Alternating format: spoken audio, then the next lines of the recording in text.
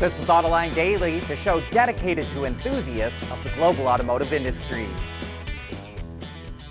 Automakers in Europe could be getting their wish.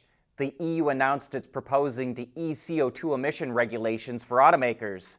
The targets would remain the same, but companies would have a 3-year window to hit them, meaning they could miss the targets this year as long as they outperform them in the next 2 years. The EU is also planning on boosting support for battery makers and recommending that member countries revise tax incentives so that companies choose EVs for their company cars instead of ICEs. And that could have a big impact since corporate fleets account for 2/3 of Europe's car market. Tomorrow is D-Day for President Trump's 25% tariffs on cars imported from Canada and Mexico. Everyone in the industry is anxiously awaiting to hear if he'll really go through with it and if he'll stick to the 25% rate. If Trump phases the tariffs in over time, that will make it a little less painful. But if they hit all at once, automakers and suppliers predict it will be a disaster. Our contacts in the industry believe that what the president really wants to do is renegotiate the USMCA free trade deal early and on terms that are even more favorable to the U.S. There's a review of the treaty scheduled for July 1st of 2026. But the thinking is that Trump doesn't want to wait that long and that the tariffs are a way to bring Canada and Mexico to the bargaining table sooner than that. But Honda isn't waiting to see what will happen. Reuters reports it will move production of the Civic hybrid out of Mexico and to its assembly plant in the U.S. in Greensburg, Indiana. Production is scheduled to start in May of 2028, and capacity is set for 210,000 cars a year. Today, the Civic hybrid's price starts around $29,000, but that's likely going up once they're made in the U.S. Stellantis used to make 60% of its profits in North America, but in the second half of last year, it lost $1.8 billion in the region. So Chairman John Elkann decided that Stellantis needed more Americans on its board of directors. He nominated Daniel Ramat and Alice Schroeder as new board members. Ramat is the co-founder and CEO of Via, a global transportation technology company, and Schroeder is a former managing director at Morgan Stanley. The company also proposed the re-election of 5 board members. Stellantis has 11 members on its board, including 1 open seat for the new CEO that it's searching for. There's nothing wrong with heavy metal. Hey, lighten up. But with world-class composite material, Teijin Automotive Technologies makes vehicles lighter, safer, and more eco-friendly. According to testers who have now had the chance to compare the new version of FSD that Tesla just launched in China to other Chinese systems, Tesla does okay. In all tests, FSD, or what's called FSD Intelligent Assisted Driving software in China, required driver intervention, but so did some of the Chinese vehicles. However, it seemed like FSD had a harder time deciding what lane the vehicle should be in. But that's not too surprising because Tesla still has restrictions on FSD training in China because authorities are worried about any sensitive data that might be transferred back to the U.S. The automaker expects to have that resolved soon, so in order to launch the version of FSD that it just did, Elon Musk says Tesla, quote, just use publicly available video on the internet of roads and signs in China and use that to train the system. When the company gets approval to train FSD in China, no doubt it will get better operating on the roads. But Tesla also needs to expand the tech's availability. Right now, only Chinese customers who paid for FSD, which now costs about $8,800, can get it. Those customers go back as far as 2022, but the update currently only works on vehicles with Hardware 4, which started launching last year. Speaking of hands-free driving, Maserati set a new speed record for an autonomous car.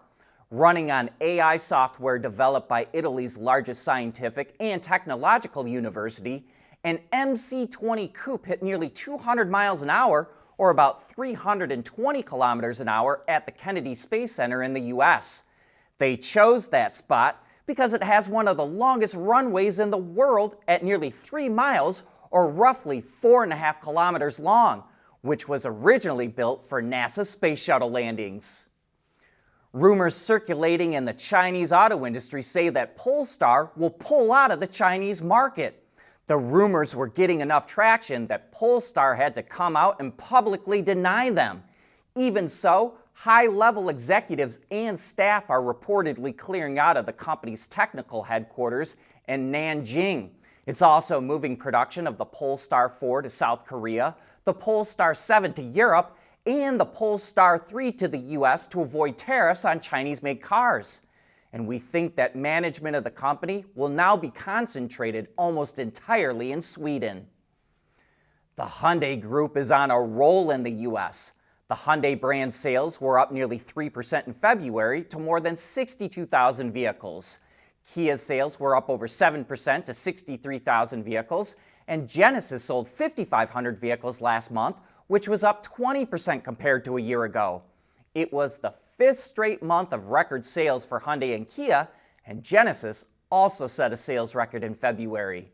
And speaking of Kia, the Automakers CEO says the brand needs an affordable EV in its lineup below the EV2 concept that it just revealed last week. Kia CEO says it may release a teaser of the vehicle next year, which could be called the EV1. The EV2 is expected to start around €30,000, but Kia says it needs a more affordable model in order to reach its goal of selling 1.6 million EVs a year by 2030. And the EVs Kia will be releasing from now until the end of the decade will feature existing battery types. The Hyundai Group's head of global product planning says it will focus on improving LFP and NMC batteries in the near term because he doesn't believe the company can commercialize solid-state batteries before 2030 due to the complexity of the technology. Solid-state batteries have safety, cost, weight, and performance advantages compared to lithium batteries. However, producing them in volume is very difficult.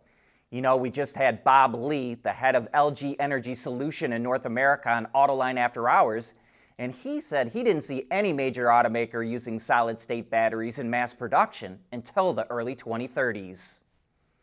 We've got the results from our poll that we posted last Friday. We wanted your advice to the car companies about whether they should keep paddle shifters. 11% of you said you love them and told the automakers to keep them.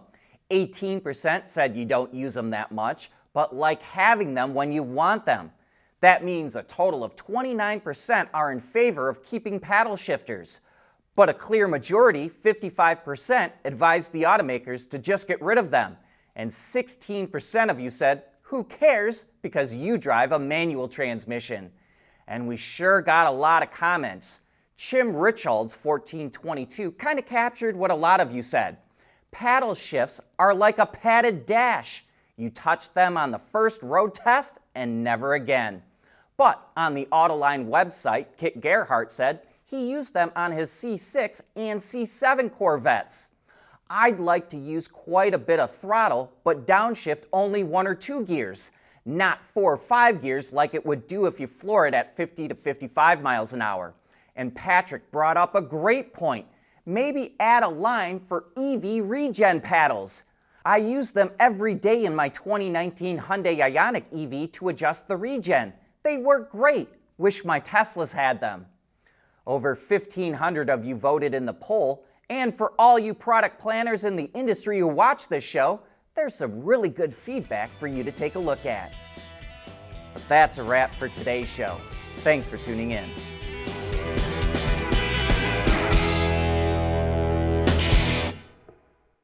Autoline Daily is brought to you by Bridgestone, solutions for your journey. Intrepid Control Systems, over-the-air engineering boost your game. And by Teijin Automotive Technologies, the formula for better mobility.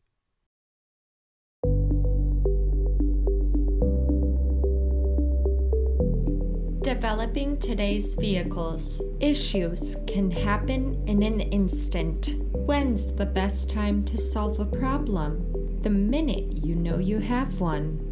Meet Wireless NeoVi Cloud, your secure, off-the-shelf solution empowering real-time collaboration for quick resolution.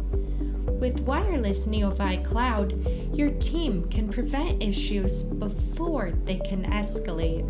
Driver communication data and remote diagnostics to analyze and resolve your problems using OTA, allowing your executives oversight throughout the process. Wireless Neovi Cloud, your vehicle update solution in production and on the road. Intrepid Control Systems, driven by your data.